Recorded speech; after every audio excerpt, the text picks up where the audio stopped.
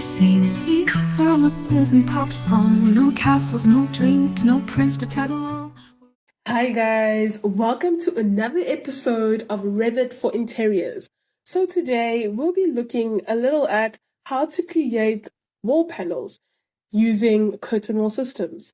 I think this is a very important tool to learn, especially if you're going to be doing interiors in Revit, because the last thing you want is to have an extremely heavy file that is not workable and isn't very automated for your designs.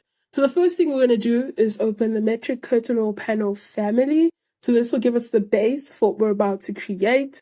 As you can see, there's an interior and exterior side of it. So what we're going to do is we're going to create an extrusion. Now we're going to use the offset tool and we're going to create small battens of about 30 by 30. So we're going to start off with a very basic shape and we're going to align it to the middle, to the midpoint, and we're going to offset 15 by 15. So you can take your scale up a bit if you want. That is completely fine. As you can see, we're working with very small dimensions. So 15 by 15 will give you 30, and then we're going to trim. And for that, you just press TR, and you're going to trim your pink lines to create your square. And this is going to be the profile that is going to be extruded that creates your slats. Some people call it slats, some people call it, I don't know, what do you guys call it in your country? Let me know down in the comments below. And then you can go into your 3D view, and in that view, you can see what the extrusion looks like. What I love about going to that view is that you can sort of gauge how long, what's the length of it. Normally, I definitely love going full length, full height. So that could be 2.6 depending on your build. So let's go with 2.6 for now. Fantastic. And then we're going to save this family and we're going to head into our main Revit project. So imagine there's walls and fantastic space planning in this. And we're going to press WA. This is going to create the wall function. We're going to click on a curtain wall and we're just going to let it run the length. You can place it anywhere. Don't be scared for this. It will be fine. So just place it anywhere. And then we're going to click on the wall and we're going to see what that looks like in 3D. As you can see, a very basic curtain wall family that came with Revit from the beginning anyway.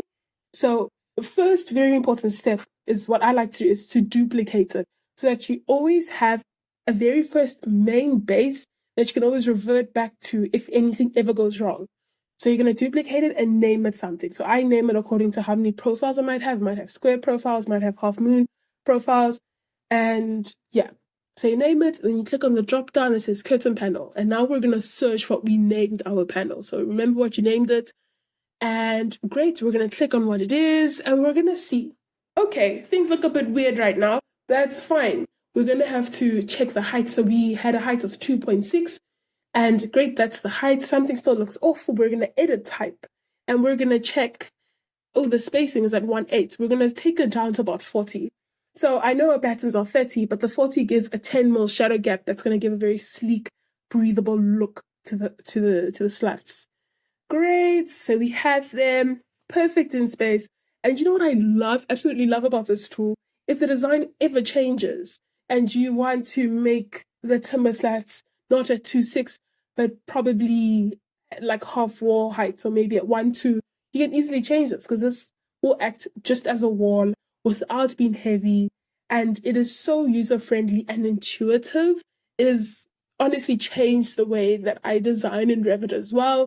Let me know what you think of this as well. If you've got any other ideas that you'd like to add to this, it's honestly a great tool. Great, and then we're just gonna see what that would look like. So obviously this is just a bigger wall, but you can have this with a backing as well. And I guess the backing, how I would normally do it is I would add another thin layer of wall. So that could be 2 mil or 3 mil wall, just so I can separate the pieces. Because, you know, in interiors, the millimeters really do add up and you want to keep that divide and you want to be able to manipulate each element separately without having the entire structure be affected. So this is just a play on how that would look like as well. You'd have your timber battens on, maybe a backing at the back and on top of a wall. So we'll go into it in a lot more depth in the following videos. We'll look at how to create a skirting, how to tie in datum lines with it, how to cut in doors and doorways, entranceways into these sort of curtain wall patterns. Great. Now we're going to look at creating a different kind of shape. Let's imagine that the shape has changed. Now we're going to create a half moon shape. What is very important is that you want to keep your shape exactly symmetrical to the midpoint of this profile, because that's what it's going to read. So when you are aligning your profile or the curtain wall in the main Revit project family, you want it to align properly. So just make sure that this is drawn great from the beginning. Fantastic. We have our half moon profile and we're going to save it. And we're going to load it in the exact same way we loaded in the square profile. Great. Then you're just going to type in WA again, which is wall. That's a shortcut. Create it and duplicate your curtain wall because we want different kinds. So yeah, this is just a rule of thumb for myself. Always do it. Make sure you do it. It just saves a lot of hassle in the long run. Just a good habit to adopt as well. So let's see how that's going to go, how that's going to look. Always keep going back to your 3D view to see if that is the intent, of what you want to create. That is always very important, and always stand by that as well. And honestly, if you use this sort of tool, the sort of way of building panels instead of extrusion and array, which the architects and designers will thank you for not doing in your project, you'll be really surprised. Great. So now we can actually just add the wall. This is a half moon, and this is what it looks like, guys. And you can change the spacing as well. We kept the height as 2.6 here as well, but you can change the spacing if you want just 5 or whatever you want. It is very intuitive. So yeah, it's a fantastic tool. Great. And then just AL to align if you need a wall to align the two. Now remember, what you can use these curtain walls for is if you need to encase a TV wall, if you want to have a nice feature wall in your house, or, a lot of people use this to create acoustic boards in meeting rooms as well. It is a great tool. Later on, we'll see how we can use this for tiles as well in interiors and staggering that and seeing how that looks, especially if you need to create landscape renders with it. And yeah, let me know what you guys think. Let me know if you want us to explore something else, if you want us to delve deeper into what this looks like and what can be accomplished from curtain wall families in interiors. I am so excited to see what you guys can create with this. Please send me screenshots, send me videos, send me mail of what you guys have created using your curtain wall families. And yeah, let's take it from there. Another thing. So what I've always found is tricky, especially if you had previously modeled something and you're modeling it one by one. By that I mean if you're modeling it and you are doing just moving it by array, you won't get the opportunity to wrap your paneling around a curve.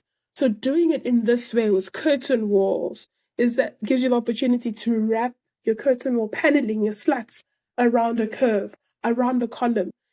But you don't need to think about the mathematics behind it because Revit initially does that for you. If you use it intuitively, it really helps speed up your design. So as you can see, that's what we've done here as well. And yeah, guys, I really love this tool so much. I really hope this helps someone, helps speed up your process and your decision making as well. Because I think that's the most important thing, right? It's all great and well to build something beautiful, but it needs to be helpful and efficient from the get-go. Thank you so much and looking forward to seeing what you guys create. Please like and subscribe, and I hope you have a great one. They say that we are a pleasant pop song. No castles, no dreams, no prince to tag along. We're out here in the real where the vibe's strong. Grinding through the night,